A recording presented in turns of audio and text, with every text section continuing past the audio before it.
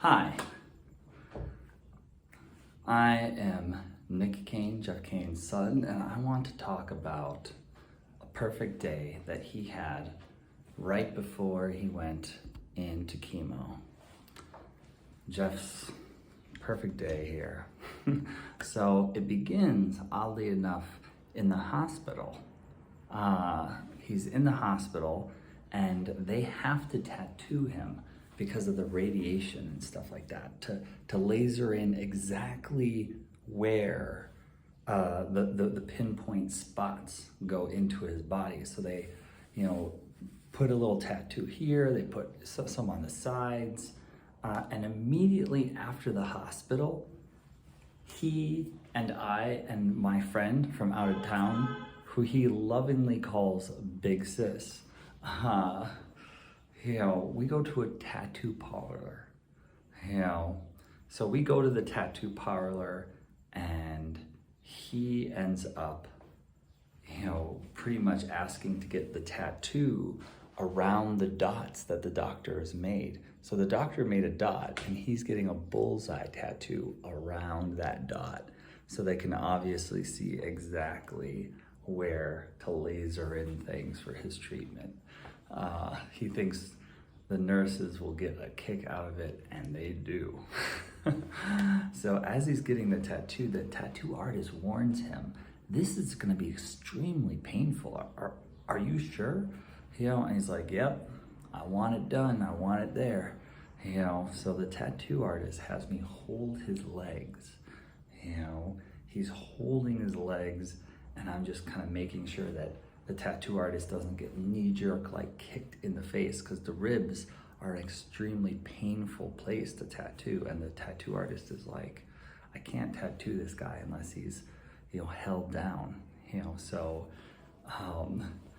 I'm holding his legs, and the tattoo artist is almost wincing as he's doing the tattoo, but my dad, he's just not even wincing at all. He's like, once you've had stage 4 cancer, man, there's enough pain I have to deal with. And he's just telling stories about, how he used to be with this guru and stuff like that.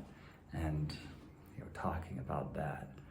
Immediately after getting these fresh tattoos, me, Big Sis, and my dad, we end up going to pinball. We end up going to pinball. He plays the pinball machine. He's just really wired and really sharper than he has been. And he's like, wow. And he gets the high score, so much so that, they offer him another pinball game. We're kind of done with pinball at the point, so he decides to pay it forward and leave that free game, next game for the next person. We do end up playing a quick round of foosball. I score those early 2 points. Looks like I'm gonna landslide the victory, but Pop and Big Sis for the very end make a 3-point catch-up lead back again.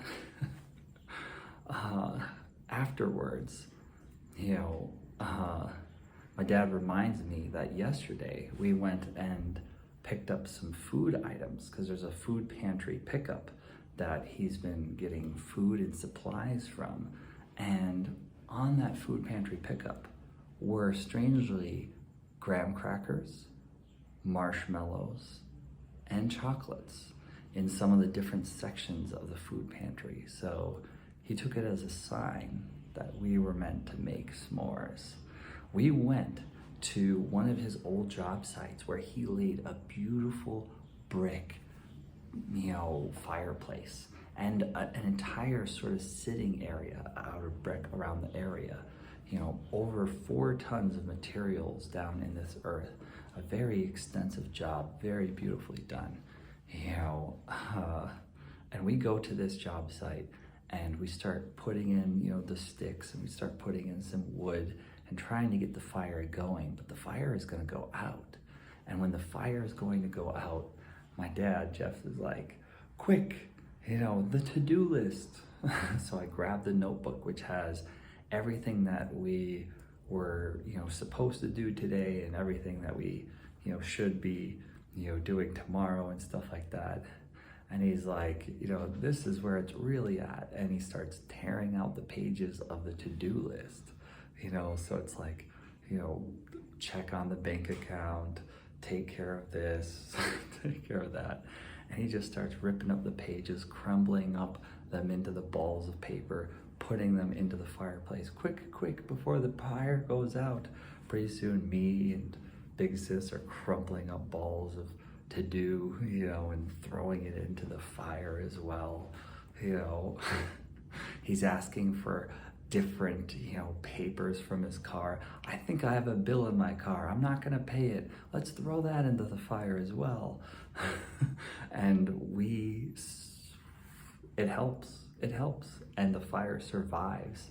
The very wind is actually seemingly on our side, blowing like a bellows, helping the fire to roar into place. He teaches us his secret techniques of the, chocolate on the graham cracker, using a spatula flip thing in the fire so the chocolate gets all melted for the s'mores.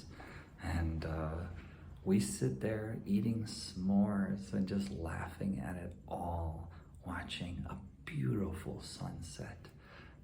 It goes all of the colors.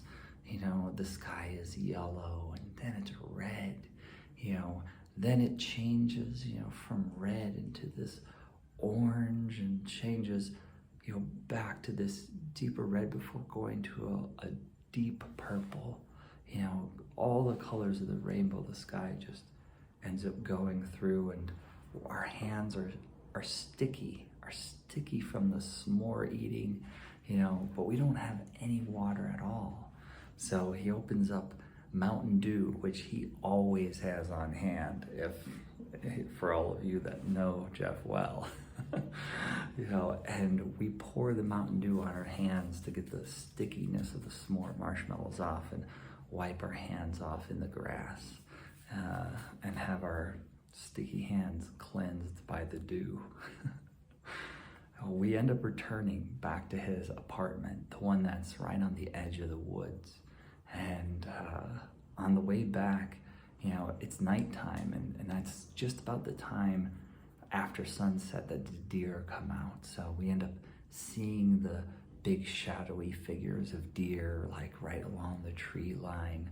He often would put out the lettuce and put out orange peels and banana peels and different things along the tree line, so then the rabbits and the deers and the little chipmunks have things to eat out there. And he just kind of sat there in his chair on his porch, taking it in. Big Sis made us some tea, and I found the rare Tasmanian honey that he was looking for, because he's always been an appreciator of quality things.